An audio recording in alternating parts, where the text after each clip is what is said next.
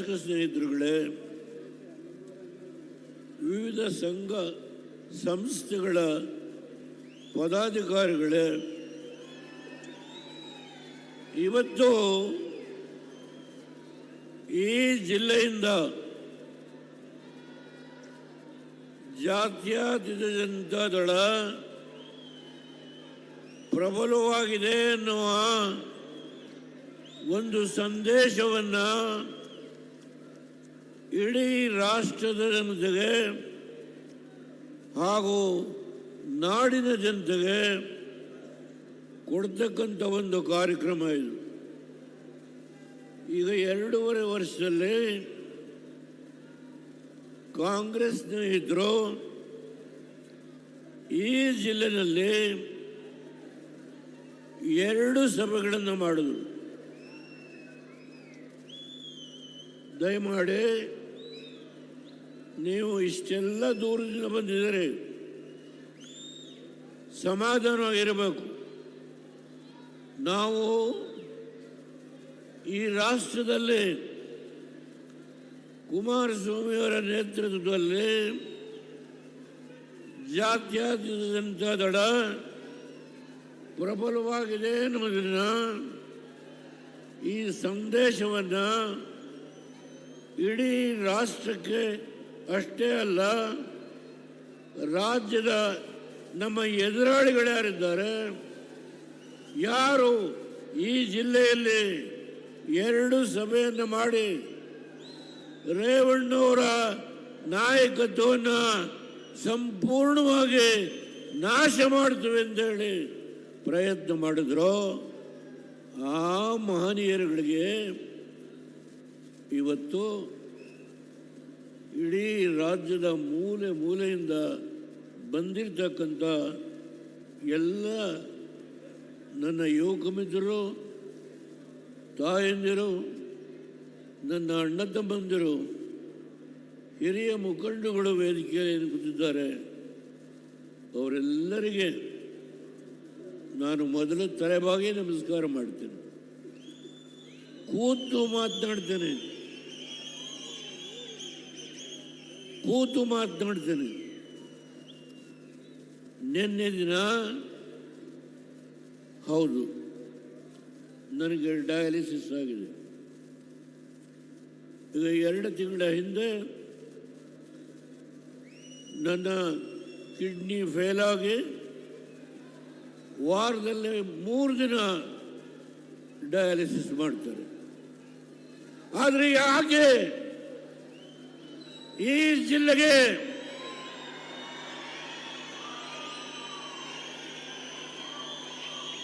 ಯಾವ ದೇವೇಗೌಡರನ್ನ 1962ರಿಂದ ಬೆಳೆಸಿ ಈ ರಾಷ್ಟ್ರದ ಒಬ್ಬ ಹಳ್ಳಿಯ ರೈತರ ಮಗ ಪ್ರಧಾನಮಂತ್ರಿ ಆಗಿ ಯಾವುದೇ ಒಂದು ಸಣ್ಣ ಲೋಪ ಇಲ್ಲದೆ ದೇಶವನ್ನು ಆಡಳಿತವನ್ನು ನಡೆಸಿ ಇಡೀ ಹಿಂದೂಸ್ತಾನದಲ್ಲಿ ಯಾವುದೇ ರಾಜ್ಯಕ್ಕೆ ಅನ್ಯಾಯ ಆಗಲಿಕ್ಕೆ ಬಿಡಲಿಲ್ಲ. ನಮ್ಮ ದೇಶ ವಿವಿಧ ಮತಗಳು, ವಿವಿಧ ಸಂಪ್ರದಾಯ, ವಿವಿಧ ಜಾತಿಗಳು ಇರತಕ್ಕಂಥ ಈ ದೇಶ ಇದು. ಸುಮಾರು 150 ಕೋಟಿ ಜನಸಂಖ್ಯೆ ಇರತಕ್ಕಂಥ ಈ ರಾಷ್ಟ್ರದಲ್ಲಿ ಹೌದು ರಾಜೀವ್ ಗಾಂಧಿ, ರಾಹುಲ್ ಗಾಂಧಿ ಹಾಸನಕ್ಕೆ ಬಂದರು. 10 ವರ್ಷದ ಹಿಂದೆ Deve Gowda is the beet among BJP.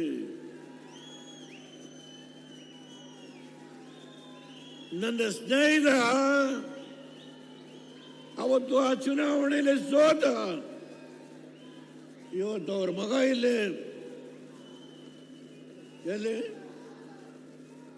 ಎಲ್ಲಿ ನಮ್ಮ ಹಾಸನದಿಂದ ಸ್ವರೂಪ್ ಯಾವ ಈ ಕ್ಷೇತ್ರ ಬಿಜೆಪಿಯ ದೇವೇಗೌಡ ಇಸ್ ಬಿ ಟೀಮ್ ಅಂತ ಹೇಳಿದ್ರು.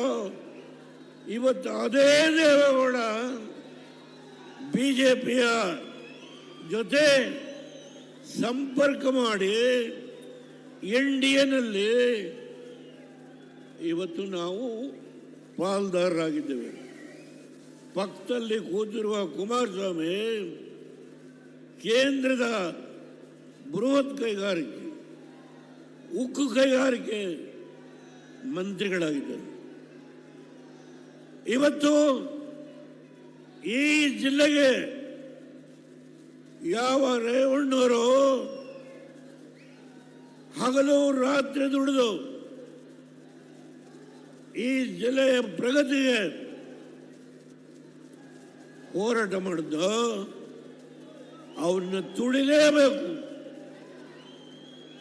ಸ್ವಲ್ಪ ಸಮಾಧಾನ, ಅವನ್ನ ತುಳಿಲೇಬೇಕು. ನನ್ನ ಮನೆಯಲ್ಲಿ ನಾನು ಎರಡನೆಯ ಮಗಳು ಶೈಲಜಾ ಅವರ ಮನೆಯಲ್ಲಿ ಇರ್ತೇನೆ. ಆ ಮನೆಯಲ್ಲಿ ರೇವಣ್ಣ ಕೂತಿದ್ದಾನೆ. ಪೊಲೀಸ್ನವ್ರು ಬಂದು SIT ಅವರು ನಿಮ್ಮನ್ನ ಅರೆಸ್ಟ್ ಮಾಡಿದ್ದೀವಿ ಬನ್ನಿ.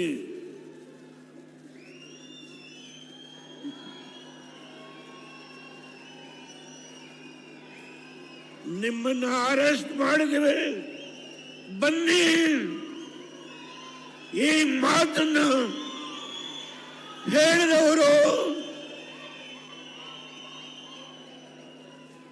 SITಯ ಅಧಿಕಾರಿಗಳು. ಇವತ್ತು SITಯ ಅಧಿಕಾರಿಗಳಿಗೆ ಉಡುಗೊರೆಯನ್ನು ಕೊಟ್ಟಿದ್ದಾರೆ.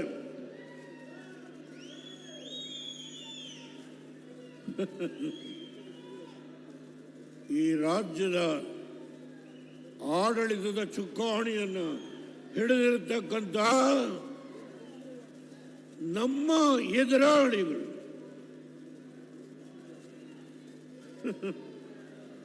ಹೇಳ್ತಾರೆ,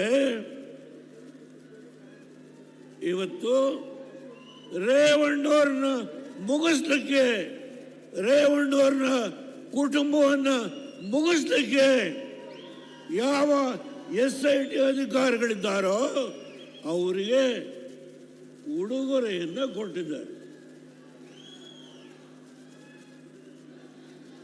ಉಡುಗೊರೆಯನ್ನು ಕೊಟ್ಟಿದ್ದಾರೆ. ಯಾವ ದೇವೇಗೌಡ ನನಗೆ 93 ವರ್ಷ ವಯಸ್ಸು. ಈ ಆತ್ಮ ಇದೆಯಲ್ಲ, ಈ ಆತ್ಮ ಸ್ವಚ್ಛವಾಗಿದೆ. ಯಾರ ಹಂಗಿಗೆ ನಾನು ತಲೆಬಾಗಲಿಲ್ಲ. ದುಡಿದಿದ್ದೇನೆ, ಕಷ್ಟಪಟ್ಟಿದ್ದೆ. ನನ್ನ ಜಿಲ್ಲೆಯಲ್ಲಿ ಒಂದು ಸಾರಿ ನನ್ನನ್ನು ಸೋಲಿಸಿದ್ರು ಹೊಳೆ ನರಸೀಪುರದಲ್ಲಿ. ಕಾರಣ ಒಂದು ಸಿನಿಮಾ ಥಿಯೇಟರ್ನ ಕಟ್ಟಿದ್ರು ಅಂತ ಹೇಳಿ ಅದಕ್ಕೆ ದೊಡ್ಡ ಅಪಪ್ರಚಾರ. ನನ್ನ ಸೋಲಿಸಿದ್ರು. ನಾನು ಅದ್ರ ಬಗ್ಗೆ ಚರ್ಚೆ ಮಾಡಲ್ಲ. ಆದರೆ ಯಾವ ದೇವೇಗೌಡನ್ನ ಸೋಲಿಸಿದ್ರೋ ಅದೇ ದಿನ 91ರಲ್ಲಿ ಇದೇ ಹಾಸನ ಜಿಲ್ಲೆಯಿಂದ ನನ್ನನ್ನು ಲೋಕಸಭೆಗೆ ಕಳಿಸಿ. ಆ ಪುಣ್ಯಾತ್ಮರಿಗೆ ನಾನು ತಲೆಬಾಗಿ ನಮಸ್ಕಾರ ಮಾಡ್ತೀನಿ. ಯಾವ ಜನ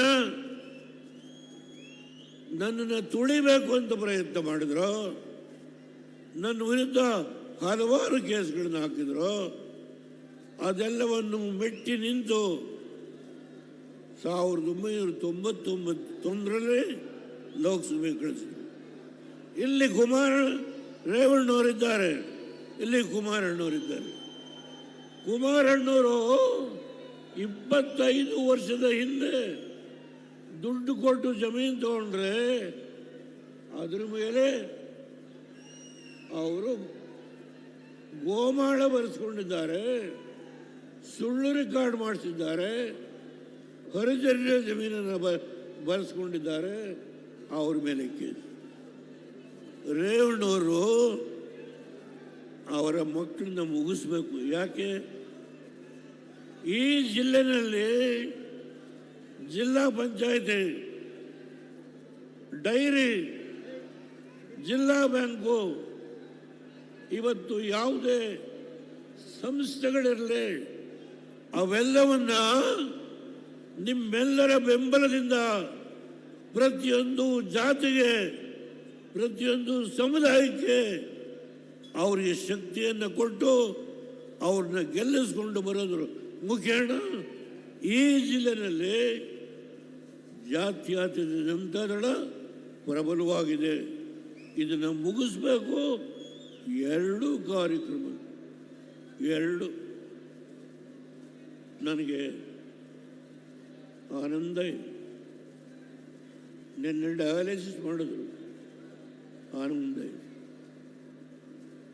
ನಾನು ನೋಡಿದೆ ಜನ, ನನ್ನ ಕಣ್ಣು ಕುಕ್ಕುವ ರೀತಿಯಲ್ಲಿ ಈ ಸಭೆಗೆ ರಾಜ್ಯದ ಮೂಲೆ ಮೂಲೆಯಿಂದ ನೀವೆಲ್ಲ ಬಂದಿದ್ದೀರಿ. ಇವತ್ತು ಒಂದು ಮೆಸೇಜನ್ನು ಕೊಟ್ಟಿದ್ದೀರಿ. ಆ ಮೆಸೇಜ್ ಏನು?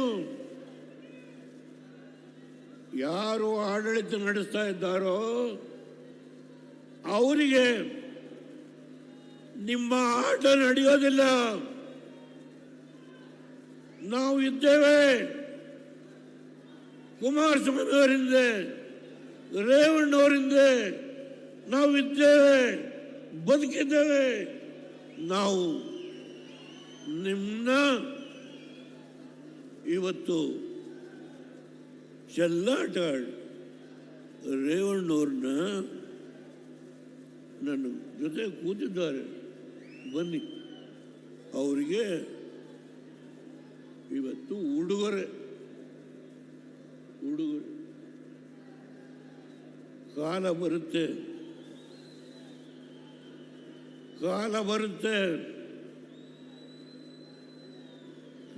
ಈ ಮಾತನ್ನ ಹೇಳುವಾಗ ನನಗೆ ದೈವದಲ್ಲಿ ನಂಬಿಕೆ ಇದೆ. ಕಾಲ ಬರುತ್ತೆ, ಕಾಯಿರಿ, ಸ್ವಲ್ಪ ಕಾಯಿ. ಹಾಸನ ಜಿಲ್ಲೆಗೆ ಕುಮಾರಸ್ವಾಮಿ ಏನೇನು ಮಾಡಿದ್ರು, ಅದನ್ನು ಯಾವ ರೀತಿ ಕೆಲವು ಅಭಿವೃದ್ಧಿ ಕಾರ್ಯಕ್ರಮಗಳಿಗೆ ಕಂಟಕ ಆಯಿತು, ಅದೆಲ್ಲರ ವಿವರಣೆಯನ್ನು ನಾನು ಹೇಳಲಿಕ್ಕೆ ಹೋಗಲ್ಲ.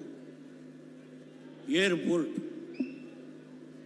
ಅದರ ಸ್ಥಿತಿ ಏನಾಗಿದೆ ಚರ್ಚೆ ಬೇಡ.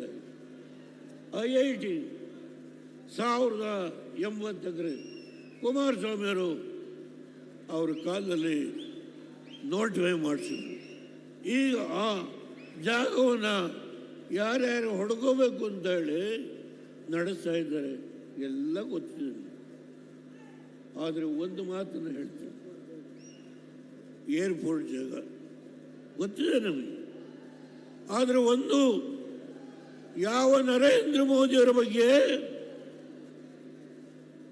ಅವತ್ತು ಬಿ ಟೀಮ್ ಅಂತ ಹೇಳಿದ್ರು ದೇವೇಗೌಡರನ್ನ, ಅದೇ ದೇವೇಗೌಡ ಯಾವ ಬಿ ಟೀಮ್ ಅಂತ ಹೇಳಿದಂಥ ಭಾರತೀಯ ಜನತಾ ಪಾರ್ಟಿ ಜೊತೆಗೆ NDAನಲ್ಲಿ ಪಾಲ್ದಾರರಾಗಿ ನಾವು ಅಧಿಕಾರವನ್ನು ನಡೆಸ್ಕೊಳ್ತಾ ಇದ್ದೀವಿ. ಈ ಜಿಲ್ಲೆಗೆ ಇನ್ನೂ ಆಗಬೇಕಾದ ಕೆಲಸ ಬಹಳ ಇದೆ. ನನಗೆ ಸಮಾಧಾನ ಇಲ್ಲ. ನಾನು ಇನ್ನು ಎಷ್ಟು ವರ್ಷ ಬದುಕಿರ್ತೇನೋ ಅಷ್ಟು ದಿನದೊಳಗೆ ನನ್ನ ಮನಸ್ಸಿನಲ್ಲಿ ಈ ಜಿಲ್ಲೆಯ ಪ್ರತಿಯೊಂದು ಕುಟುಂಬಕ್ಕೆ ಆರ್ಥಿಕವಾದ ಶಕ್ತಿಯನ್ನು ತುಂಬಲೇಬೇಕು. ಈ ಒಂದು ಪ್ರತಿಜ್ಞೆ ಮಾಡಿದ್ದೀನಿ. ಯಾವ ಮೆಗಾ ಡೈರಿ ಆಗ್ತಾ ಇದೆಯೋ 900 ಕೋಟಿ ರೂಪಾಯಿದು ಮೆಗಾ ಡೈರಿ, ನರೇಂದ್ರ ಮೋದಿ ಅವರು ಬರಬೇಕು. ಇದಕ್ಕಿಂತ ಇನ್ನೂ 1 ಪಟ್ಟು ಹೆಚ್ಚು ಸಭೆ ಸೇರಬೇಕು. ಅವತ್ತು ಅವ್ರ ಕೈಲೇ ಇನಾಗ್ರೇಟ್ ಮಾಡಿಸ್ತಾರೆ. ಯಾವ ನರೇಂದ್ರ ಮೋದಿಯವರು ಅವ್ರದ್ದು ರಾಹುಲ್ ಗಾಂಧಿ ಹೇಳ್ತಾರೆ, Narendra Modi finance is dead. ಏನಪ್ಪ ಹೇಳೋದು? ನರೇಂದ್ರ ಮೋದಿಯವರ ಆರ್ಥಿಕ ಸುಧಾರಣೆ ಸತ್ತು ಹೋಗಿದೆ. ಅಬ್ಬ, ಯಾರು? ರಾಹುಲ್ ಗಾಂಧಿ. ಒಂದು ಕಡೆ ವೋಟ್ ಚೋರಿ ಹೇಳಿ ಹೇಳಿ ಹೇಳಿ ಬಿಹಾರದಲ್ಲಿ 6 ಸೀಟ್ ಬಂತು. ಆ ವೋಟ್ ಚೋರಿ ಹೇಳಿ ಹೇಳಿ 6 ಸೀಟ್. 6 ಸೀಟ್ ಬಂದರೆ 6 ಸೀಟ್ಗೆ ಇವತ್ತಾಗಲೇ ಅವ್ರು NDA ಹೊರಟೋದು. 3 ರಾಜ್ಯದಲ್ಲಿ ಕಾಂಗ್ರೆಸ್, 3 ರಾಜ್ಯ. ಇಲ್ಲಿ ಹೇಗೆ ನಡೀತಾ ಇದೆ? ಪ್ರೈಸ್ ರೇವಣ್ಣವರು ಅರೆಸ್ಟ್ ಮಾಡಿದವ್ರಿಗೆ, ಅವ್ರ ಕುಟುಂಬದವರು ಅರೆಸ್ಟ್ ಮಾಡಿದವ್ರಿಗೆ ಪ್ರೈಸ್ ಹೇಳ. ಎಲ್ಲೆಲ್ಲಿ ಯಾವ್ಯಾವ ಜಿಲ್ಲೆಯಲ್ಲಿ ಏನು ನಡೆದಿದೆ ಹೇಳ.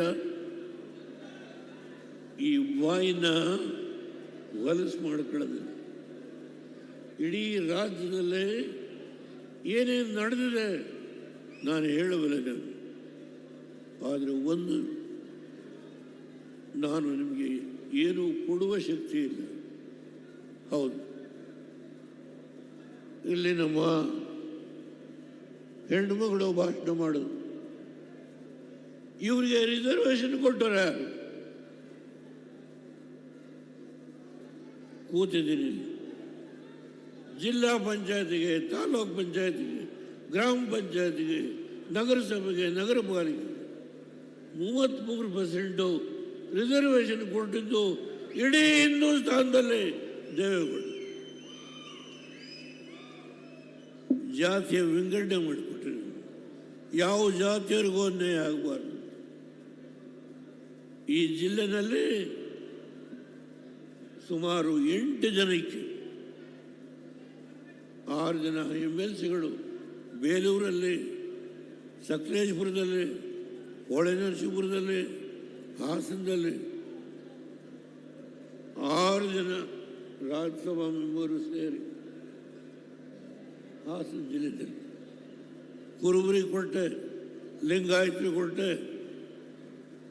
ಯಾವುದೇ ಸಮಾಜ ಬಿಟ್ಟೆ ಅಂತ ಇಲ್ಲ. ಮುಸಲ್ಮಾನ್ ಬಂಧುಗೆ ನಮ್ಮ ಹಾಸನದ ಡೆವಲಪ್ಮೆಂಟ್ ಅಧ್ಯಕ್ಷ ಮಾಡಿದ್ವಿ. ಇಲ್ಲ ಅಕ್ಬರ್ ಬಂದಿರ್ಬೇಕು. ಯಾವ ಸಮಾಜಕ್ಕೆ ಅನ್ಯಾಯ ಮಾಡಿ? ದಯಮಾಡಿ ತಪ್ಪು ತಿಳ್ಕೋಬೇಡಿ. ಒಳ ಮೀಸಲಾತಿ ಬಗ್ಗೆ ಇವತ್ತು ಒಂದು ಲೇಖನ ನೋಡಿದೆ ನಾನು. ಒಳ ಮೀಸಲಾತಿ ಬಗ್ಗೆ, ಆ ಒಳ ಮೀಸಲಾತಿನಲ್ಲಿ ಹೇಗೆ ಅದನ್ನು ವಿಂಗಡಣೆ ಮಾಡಬೇಕು ಅನ್ನೋದ್ರ ಬಗ್ಗೆ ನಾನು ಈಗಿನ ಮುಖ್ಯಮಂತ್ರಿಗಳಿರ್ಬೋದು, ಹಿಂದೆ ಡೆಪ್ಟಿ CM ಆಗಿದ್ದರು, ಪತ್ರ ಬರೆದಿದ್ದಾರೆ. ಯಾವ ಅಂಬೇಡ್ಕರ್ ಅವರು 15% SCಗೆ, 3% STಗೆ. ನಾನು ಲೋಕೋಪಯೋಗಿ ಮಂತ್ರಿ ಆದಾಗ 15ರಿಂದ 18% SCಗೆ, SCಗೆ 3ರಿಂದ 5%, 23% ರಿಸರ್ವೇಷನ್ ಕೊಡಬೇಕು ಅಂತ ಹೇಳಿ ತೀರ್ಮಾನ ಮಾಡಿದ್ದು ಹರಿಜನ ಗಿರಿಜನರಿಗೆ ದೇವೇಗೌಡ. ನಾಯಿಕ ಸಮಾಜದವ್ರಿಗೆ ರಿಸರ್ವೇಷನ್ ತಂದಿದ್ದು ದೇವೇಗೌಡ. ನಾನು ತುಂಬ ಮಾತನಾಡ್ಬೋದು. ದಯಮಾಡಿ ಇನ್ನಿಂದ ಭಾವನೆ ಮಾಡಿಬಿಡಿ. ನಾನು ಭಾಷಣವನ್ನು ಮುಗಿಸೋದಕ್ಕಿಂತ ಮುಂಚೆ ಈ ಜಿಲ್ಲೆಯಲ್ಲಿ 2 ಸಮಾವೇಶ ನಮ್ಮ ಎದುರಾಳಿಗಳು ಈ ಯಾರು ಆಡಳಿತ ನಡೆಸ್ತಾ ಇದ್ದಾರೋ ಆ ಮಹಾನುಭಾವರು 2 ಜಿಲ್ಲೆ 2 ಸಭೆ ಮಾಡಿ ಇಲ್ಲಿ ಹಾಸನ ಜಿಲ್ಲೆಯಲ್ಲಿ JDSನ ಸಂಪೂರ್ಣವಾಗಿ ನಾಶ ಮಾಡ್ತೀವಿ ಅಂತ ಏನು ಬಂದರೋ ಅವರಿಗೆ ಉತ್ತರ ಕೊಟ್ಟಿದ್ದೀರಿ. ಇವತ್ತು ನೀವು ಉತ್ತರ ಕೊಟ್ಟಿದ್ದೀರಿ. ನಾನು ಕೊನೆಯದಾಗಿ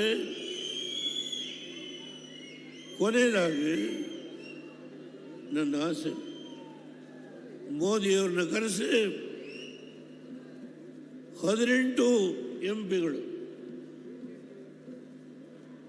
ಭಾರತೀಯ ಜನತಾ ಪಾರ್ಟಿ JD 18 MP ಈ ವೇದಿಕೆ ಮೇಲೆ ಕೂರಿಸಿ ಯಾವ IIT ನನ್ನ ಕುಮಾರಣ್ಣವ್ರ ಕಾಲದಲ್ಲಿ ಅವರ ಆಸೆಯಿಂದ ಮಾಡಿದ್ರು 2006 ಅಥವಾ 2007 ಅದನ್ನು ಕಾರ್ಯಗತ ಮಾಡುವ ಒಂದು ಸಂಕಲ್ಪ ಮಾಡಿದ್ದಾನೆ. ಅದೇ ಸಂದರ್ಭದಲ್ಲಿ ಈ ಏರ್ಪೋರ್ಟನ್ನು ಕೂಡ ಇನಾಗ್ರೇಟ್ ಮಾಡಿಸ್ತಕ್ಕಂಥ ಕೆಲಸ ಮಾಡ್ತಾನೆ. ಜೊತೆಗೆ ಕುಮಾರಣ್ಣವರು ಹಲವಾರು ಯೋಜನೆಗಳನ್ನು ಇಟ್ಕೊಂಡಿದ್ದಾರೆ. ಇಂಡಸ್ಟ್ರಿಯಲ್ ಕ್ಲಸ್ಟರ್ಸ್ ಅಂತ ಹೇಳಿ, ಭದ್ರಾವತಿ ಐರನ್ ಸ್ಟೀಲ್ ವರ್ಕ್ಸ್, ಹೀಗೆ ನಾನಾ ಯೋಜನೆಗಳನ್ನು ಇಟ್ಕೊಂಡಿದ್ದಾರೆ. HMT ಫ್ಯಾಕ್ಟ್ರಿ ಅವ್ರಿಗೆ ಮಾತನಾಡ್ತಾರೆ. ಈ ರಾಜ್ಯದಲ್ಲಿ ಅವರು ಕೆಲಸ ಮಾಡಲಿಕ್ಕೆ ಸಹಕಾರ ಕೊಡುವ ಔದಾರ್ಯವನ್ನು ಈ ಸರ್ಕಾರ ಈಗಲಾದರೂ ತೋರಿಸಲಿ ಅಂತ ಹೇಳಿ ನಾನು ವಿನಂತಿ ಮಾಡಿ ನಿಮ್ಮೆಲ್ಲರಿಗೆ ಮತ್ತೊಮ್ಮೆ ನಾನು ಅನಂತಾನಂತ ನಮಸ್ಕಾರ ಮಾಧ್ಯಮ ಸ್ನೇಹಿತರಿಗೆ ಇಷ್ಟನ್ನ ಹೇಳಿ ಕೊನೆಗೆ ಸಮಸ್ತ ಜನತೆಗೆ ಜೈ ಜೈ ಭಾರತ್, ಜೈ ಭಾರತ್. ಈಗ ನಮ್ಮ ರಾಜ್ಯದ ಮಾಜಿ ಮುಖ್ಯಮಂತ್ರಿಗಳು, ಕೇಂದ್ರ ಕೈಗಾರಿಕೆ ಮತ್ತು ಉಕ್ಕು ಖಾತೆಯ ಸಚಿವರಾದಂಥ ಕುಮಾರಣ್ಣರಿಗೆ ಹಾಸನ ಜಿಲ್ಲಾ ಬ್ಯಾಂಕ್ನಿಗೆ ನಮ್ಮ ಜಿಲ್ಲೆಯ ರೈತರಿಗೆ 520 ಕೋಟಿ ಸಾಲ ಮನ್ನಾ ಜಿಲ್ಲಾ ಬ್ಯಾಂಕಿಗೆ ಮಾಡಿದಂಥ ನಮ್ಮ ಏಕೈಕ ನಾಯಕ ಕುಮಾರಣ್ಣರಿಗೆ ಮತ್ತು ಜಿಲ್ಲೆಯ ಜನತೆಗೆ 2,000 ಕೋಟಿ ರೈತರ ಸಾಲ ನ್ಯಾಷನಲೈಸ್ ಬ್ಯಾಂಕ್ ಸಾಲ ಮನ್ನಾ ಮಾಡಿದಂಥ ಏಕೈಕ ಮುಖ್ಯಮಂತ್ರಿ, ರಾಜ್ಯದಲ್ಲಿ 50